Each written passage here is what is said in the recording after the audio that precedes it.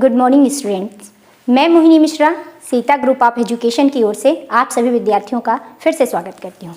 विद्यार्थियों, आज हम एक नए सब्जेक्ट यानी हिंदी के, पिछली बार हमने चर्चा की थी एसएसटी पे, आज हम हिंदी पे आपसे चर्चा करेंगे। और हिंदी में आज हम जो मुख्य रूप से आपको टॉपिक पढ़ाएंगे वो होगा वर्ण। तो हिंदी पर जाने से पहले, कुछ वर्ण पर जाने से पहले कुछ हम बेसिक समझ लेते हैं, उसके बाद आगे वर्ण तक पहुँचते हैं। तो हिंदी क्या है? हिंदी एक भाषा है। जिस प्रकार संस्कृत भाषा है, उर्दू भाषा है, अंग्रेजी एक भाषा है, वैसे हिंदी भी एक भाषा है।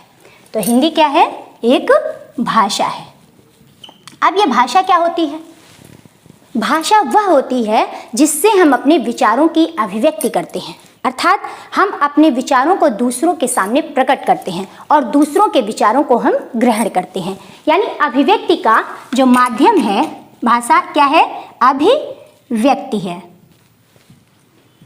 काहे की? किस चीज की अभिव्यक्ति है? विचारों की अभिव्यक्ति है। भाषा विचारों की अभिव्यक्ति है और हम अपने विचारों की अभिव्यक्ति 3 प्रकार से करते हैं। तो मतलब ये हुआ, कहने का तात्पर्य यह हुआ कि यानी भाषा के 3 प्रकार होंगे। भाषा के कितने प्रकार होंगे? 3 प्रकार होंगे। यानी हम अपने विचारों की जो अभिव्यक्ति है वो कितने प्रकार से करेंगे? 3 प्रकार से। तो सबसे पहले हम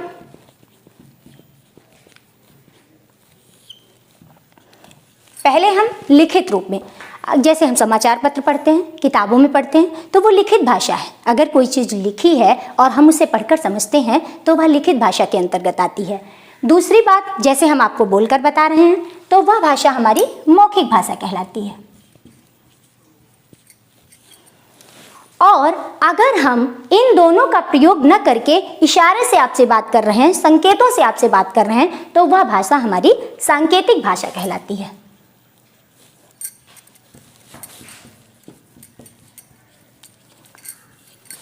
विद्यार्थियों, भाषा विचारों की अभिव्यक्ति है, अर्थात विचारों के आदान प्रदान का एक साधन है, अर्थात माध्यम है। और ये माध्यम 3 प्रकार से अपना कार्य करता है, या तो लिखित रूप में, या तो मौखिक रूप में, या तो सांकेतिक रूप में। अर्थात भाषा के 3 प्रकार हैं। अब हम आते हैं, अब ये दुनिया का एक नियम है कि हर चीज को अनुशासन चाहिए, चाहे वो प्रकृति हो, चाहे वो इंसान हो, और चाहे वो आपकी ग्रामर ही क्यों ना, भाषा ही क्यों ना हो। भाषा में भी अनुशासन है। भाषा का सुपरविजन कर रहा है, भाषा की भी कोई मॉनिटरिंग कर रहा है, भाषा के ऊपर भी कोई प्रिंसिपल है, और उस प्रिंसिपल का नाम है व्याकरण। जो भाषा के ऊपर नियंत्रण बनाए हुए है वह है व्याकरण। व्याकरण क्या करता है? भाषा को सुचारू रूप से चलाता है, अर्थात व्याकरण भाषा को परिष्कृत करता है, शुद्ध करता है, परिमार्जित करता है। व्याकरण के आधार पर ही हम भाषा रूपी जो नाव है उसको लेकर के आगे बढ़ते हैं। विद्यार्थियों, व्याकरण के 3, कह सकते हैं कि 3 सुपरवाइजर हैं। व्याकरण हमारा प्रिंसिपल है जो भाषा के ऊपर बैठा हुआ है, और इसके 3 सुपरवाइजर हैं। इसके 3 क्या हैं? सुपरवाइजर हैं। पहला है वर्ण विचार, दूसरा है शब्द विचार, और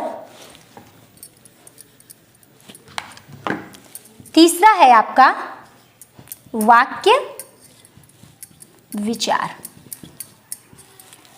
विद्यार्थियों, ये जो प्रिंसिपल है हमारा भाषा के ऊपर बैठा है, ये 3 सुपरवाइजर से इसके ऊपर क्या करवाता है? सुपरविजन करवाता है, नियंत्रण करवाता है, इनके विषय में जानकारी प्राप्त करता है और उचित और अनुचित के विषय में बताता है। तो ये सबसे पहले ये विचार करता है वर्ण पे। सबसे पहले किस पे विचार करता है? वर्ण पे विचार करता है। उसके बाद ये शब्द पे चलेगा, फिर वाक्य पे चलेगा। चूंकि मैंने आपको पहले ही बताया था कि आज हमारा टॉपिक है वर्ण विचार, तो अब हम इसी टॉपिक को आपको पढ़ाने वाले हैं।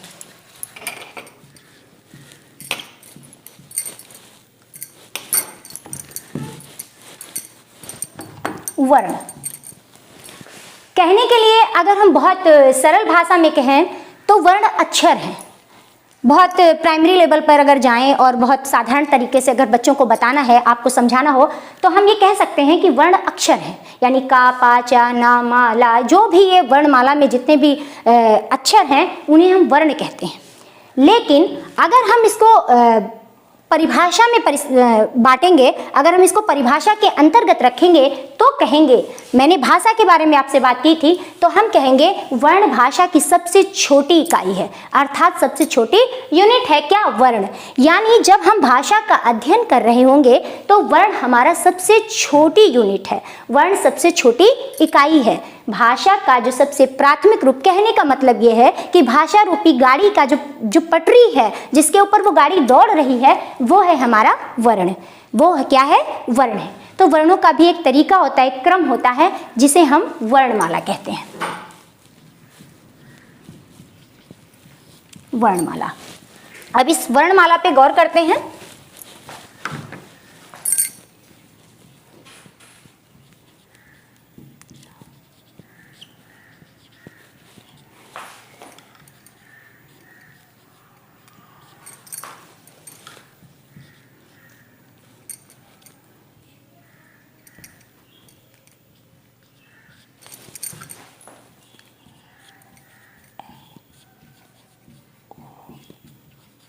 औ, अंग, आ, ये हमारे क्या है, वर्णमाला का एक भाग है। यानी वर्णमाला के कितने भाग हैं, 2 भाग हैं। यानी वर्णमाला के 2 प्रकार हैं, इन्हें हम कहते हैं स्वर वर्ण। ये हमारे क्या है, स्वर वर्ण। मैंने बताया था वर्ण अक्षर हैं, वर्ण भाषा की सबसे छोटी इकाई है, और इन्हीं इकाइयों में एक भाग वर्णमाला का है जिसे हम स्वर वर्ण कहते हैं। इसे हम क्या कहेंगे, स्वर वर्ण। और दूसरे आते हैं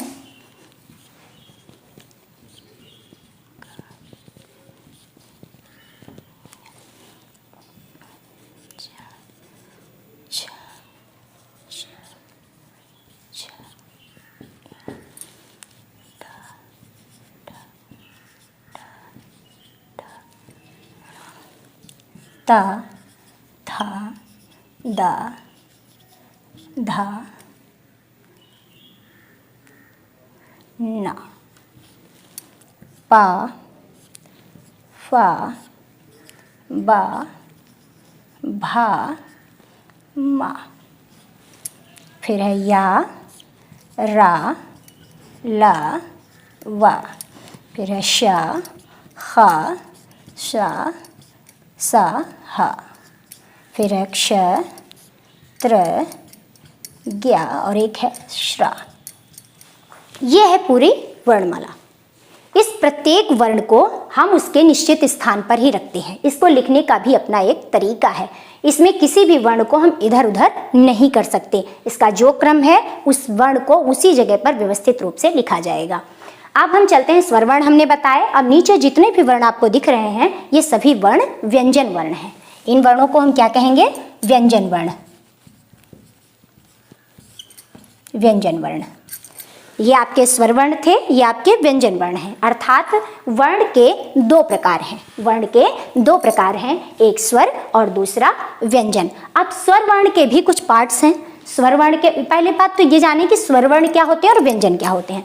तो विद्यार्थियों, स्वर वे वर्ण होते हैं जिनका उच्चारण हम स्वतंत्र रूप से करते हैं, अर्थात इनके उच्चारण में हमें किसी दूसरे वर्ण की सहायता की आवश्यकता नहीं होती। चाहे हम आ कहें, चाहे आ, ई, उ, ऋ, ए, ओ, औ, अंग, आ, आराम से इनका उच्चारण कर सकते हैं। लेकिन अगर हम व्यंजन के पास आते हैं तो हमको किसी न किसी स्वर की आवश्यकता होती है। कुछ आपको दिखाई देता है, जैसे आपको दिखता है कि क, आप इसका उच्चारण तब तक नहीं कर सकते जब तक कोई इसमें से स्वर आपका साथ नहीं देगा। आप नॉर्मली आपको दिखता होगा कि कभी कभी आप ऐसे का देखते हो, तो इसमें गुप्त रूप से आपका स्वर लगा हुआ है जो अ है, तभी आप इसका उच्चारण कर पाते हो और कह पाते हो का, तभी आप इसका उच्चारण का के रूप में कर पाते हो। अगर हम इसको न लगाएं, अगर हम इस वाले स्वर को नहीं लगाएंगे तो इनके प्रतीक चिन्ह अर्थात मात्राएं हमको किसी न किसी रूप में इसमें किसी न किसी की मात्रा इसमें साथ देनी होगी, तभी हम इसका उच्चारण कर पाएंगे। फॉर एग्जाम्पल, जैसे हमने का लिखा और का में हम इसको न लगा करके इसको लगा देते हैं तो हम का पढ़ेंगे। बड़ी की मात्रा लगा देंगे तो की पढ़ेंगे, ऐसे लगा देंगे तो की पढ़ेंगे, और छोटा ऊ लगा देंगे कू पढ़ेंगे, बड़ा ऊ कू पढ़ेंगे, को पढ़ेंगे, कौ पढ़ेंगे। इस तरीके से हम इनको पढ़ेंगे, अर्थात बिना स्वर की सहायता से किसी भी व्यंजन वर्ण का उच्चारण नहीं किया जा सकता। विद्यार्थियों, एक बात और जानकारी के लिए, आपने डेफिनेशन में सुना होगा कि वर्ण भाषा की सबसे छोटी इकाई है और इसके टुकड़े नहीं किए जा सकते। वर्ण भाषा की सबसे छोटी इकाई है, इसके टुकड़े नहीं किए जा सकते। ये बात सत्य है। आपने कभी कभी देखा होगा कि आपको लिखा मिला होगा जैसे चम्मच, जैसे चम्मच लिखा है। अब आपके अंदर एक कंफ्यूजन आता होगा कि मैम ने बताया था कि वर्ण भाषा की सबसे छोटी इकाई है और उसका टुकड़ा नहीं हो सकता, फिर यहाँ पर तो टुकड़ा है। लेकिन विद्यार्थियों, आपकी जानकारी के लिए बता देंगे, टुकड़ा नहीं है। ये वह स्वर विहीन व्यंजन है जिसको हम लेखनी की सरलता के लिए हाफ करके लिख लेते हैं। इसको हम ऐसे भी लिख सकते हैं, तब भी ये सही होगा। हमने लेखनी की सरलता के लिए जहाँ पर दो व्यंजन एक साथ आ जाते हैं, वहाँ पर हम इनको लेखनी की सरलता के लिए आगे वाले को हाफ कर लेते हैं, उसको तोड़ते नहीं हैं। वो व्यंजन स्वर विहीन होता है। तो अब बात करते हैं हम स्वरों की। स्वरों के भी अपने 3 भेद होते हैं, जो हमने पहले आपको ये स्वर और व्यंजन वर्ण के भेद हैं। अब आप जा रहे हैं स्वर वर्णों के पास। स्वर वर्ण के 3 भेद होते हैं। स्वर वर्ण,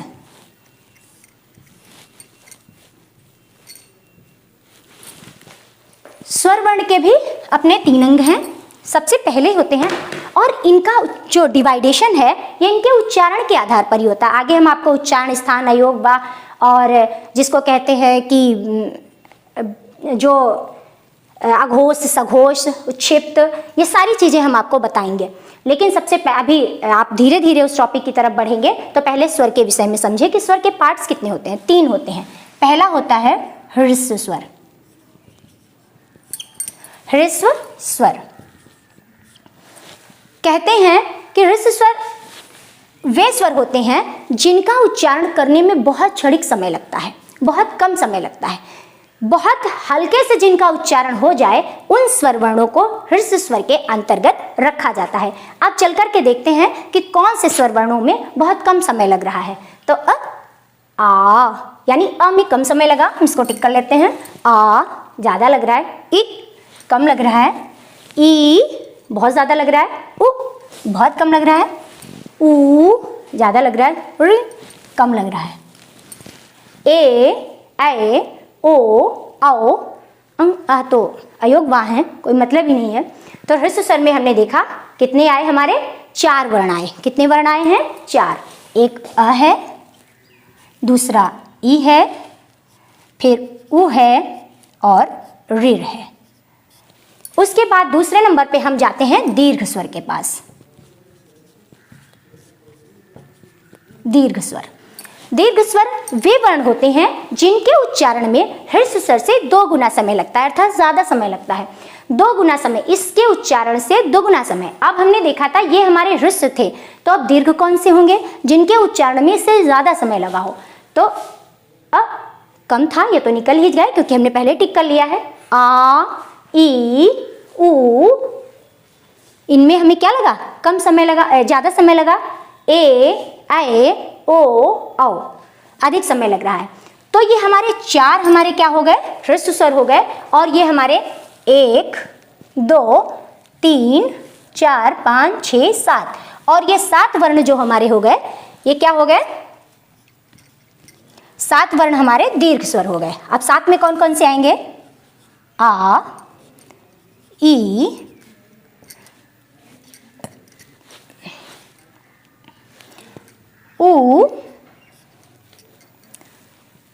ऊ के बाद में आएगा ए, पहले ये वाला ए, फिर आए ओ आओ। 7 हो गए, 1 2 3 4 5 6 7।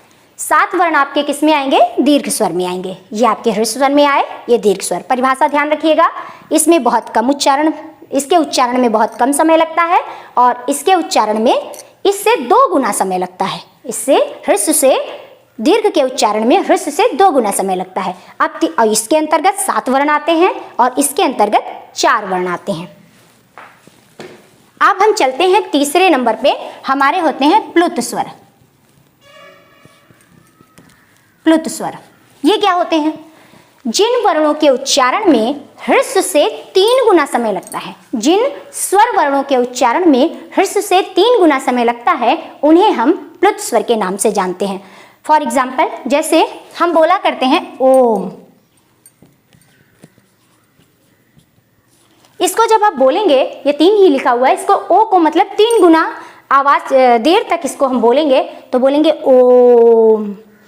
अर्थात प्लुत स्वर वे स्वर होते हैं जिनके उच्चारण में ह्रस्व स्वर से 3 गुना समय लगता है। तो इतना आपने समझा, हिंदी एक भाषा है और भाषा वह होती है जिससे हम अपने विचारों की अभिव्यक्ति करते हैं, और हम अपने विचारों की अभिव्यक्ति 3 प्रकार से करते हैं, लिखित, मौखिक और सांकेतिक। और इस भाषा को जो नियंत्रित करता है, जो इसका प्रिंसिपल है, वो हमारा व्याकरण है। और व्याकरण के आपके 3 अंग होते हैं, शब्द विचार, वर्ण विचार और वाक्य विचार।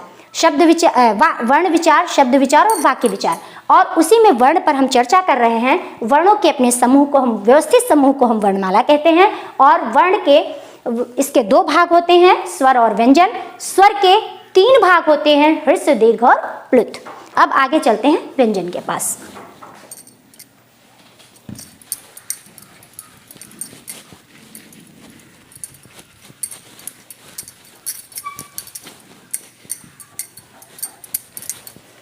विद्यार्थियों, प्रायः एक कंफ्यूजन रहता है कि वर्णमाला में वर्ण कितने हैं। नेचुरल तरीके से मतलब आपको मतलब कहा जाता है कि ये पूरे 11 क्या हैं, आपके स्वर हैं। 11 आपके क्या हैं, स्वर हैं। 2 आपके अयोगवाह हैं और पूरे 33 आपके व्यंजन। अब आप सोच रहे होंगे कि मैम 33 कैसे हैं, इसमें ज़्यादा लिखे हुए हैं। हम आपको बताते हैं। 33 आपके 1 2 3 4 5 6 7 8 9 10 11 12 13 14 15 16 17 18 19 20 21 22 23 24 25 26 27 28 29 30 31 32 33 यहाँ तक आएंगे।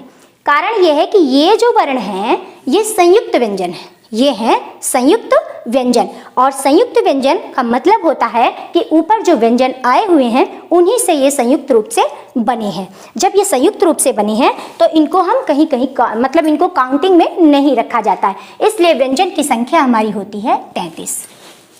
अब हम चलते हैं आगे, व्यंजन के प्रकार के विषय में जानते हैं। व्यंजन वर्ण, व्यंजन, आपने स्वर के प्रकार देखे, अब आप व्यंजन के प्रकार के पास आ जाइए।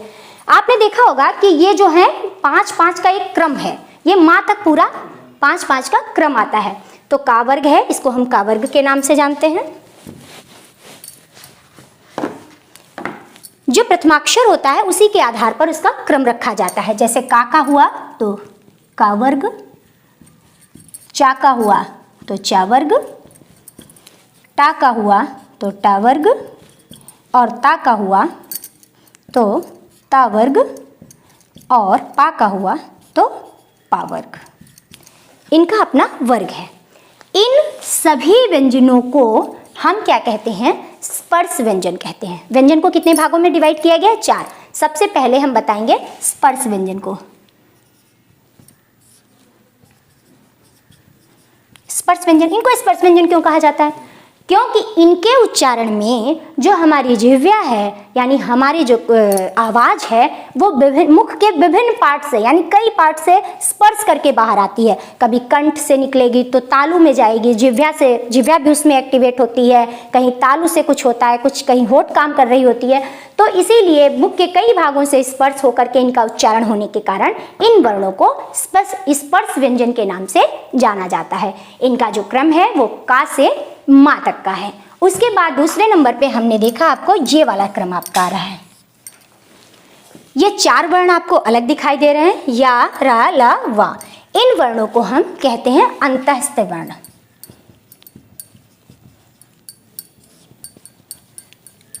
जो व्यंजन वर्ण का दूसरा पार्ट है, दूसरा भाग है, वो है अंतःस्थ वर्ण का।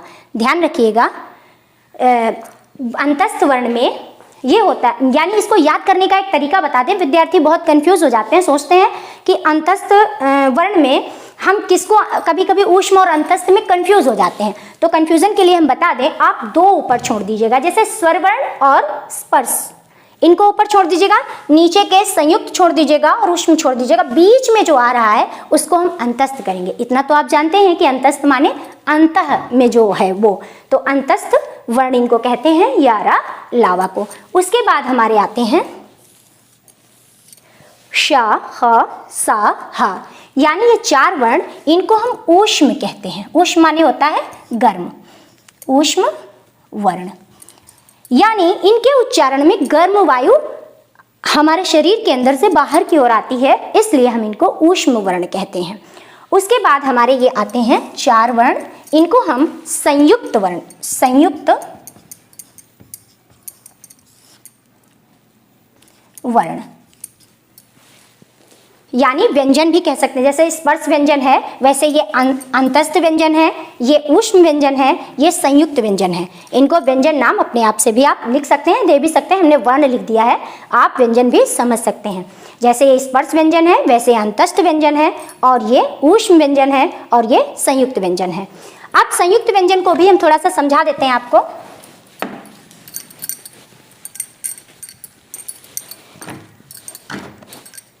संयुक्त व्यंजन में सबसे पहले आता है आपका क्ष। अब ये बना किससे है? मैंने बताया था कि जो संयुक्त हैं वो 2 वर्णों से संयुक्त होकर के बने हैं। तो क्ष हमारा जो बनता है वो क प्लस श से मिलकर के बना है। जो क्ष वर्ण है वो क प्लस श से मिलकर के बना है, इसीलिए हम जब इसको इंग्लिश में लिखते हैं तो लिखते हैं KSH, KSH लिखते हैं। इसीलिए लिखते हैं क्योंकि ये क इसके साथ में जुड़ा हुआ है, क और श से ये मिलकर क्ष बनता है। उसके बाद दूसरा हमारा आता है त्र। त्र में क्या आता है?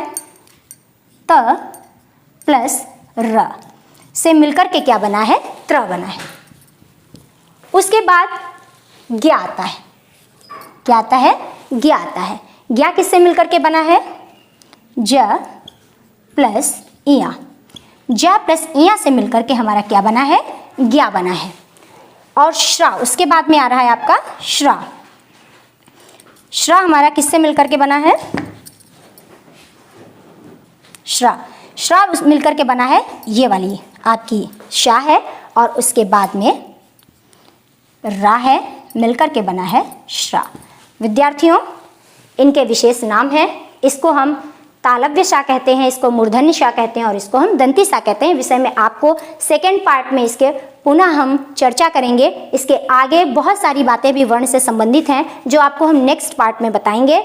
और तब तक के लिए आप इस विषय पर बहुत अच्छे से नोट्स तैयार करिएगा। आपने यहाँ पे क्या क्या सीखा? सबसे पहले आपने सीखा है भाषा क्या होती है, उसके काइंड्स क्या हैं। फिर आपने ग्रामर सीखा, ग्रामर क्या है यानी व्याकरण क्या है, व्याकरण के पार्ट्स क्या हैं। उसके बाद आपने सीखा कि वर्ण क्या हैं और वर्णों के कितने भाग हैं। फिर आपने सीखा स्वर क्या हैं, स्वर के कितने भाग हैं और इसमें कौन कौन से आते हैं। उसके बाद आपने सीखा व्यंजन क्या हैं, व्यंजन के कितने पार्ट्स हैं और उसमें कौन कौन से आते हैं। फिर आपने संयुक्त व्यंजन में कौन कौन से संयुक्त अक्षर जुड़ करके उनका निर्माण करते हैं, ये आपने सीखा। अब सेकेंड पार्ट में आप सीखेंगे अल्प प्राण, महाप्राण, आपका ये सघोष, अघोष, क्षिप्त, बहुत सारी चीज़ें हैं जो हम आपको नेक्स्ट सेकेंड पार्ट में इसके समझाएंगे। तब तक के लिए धन्यवाद।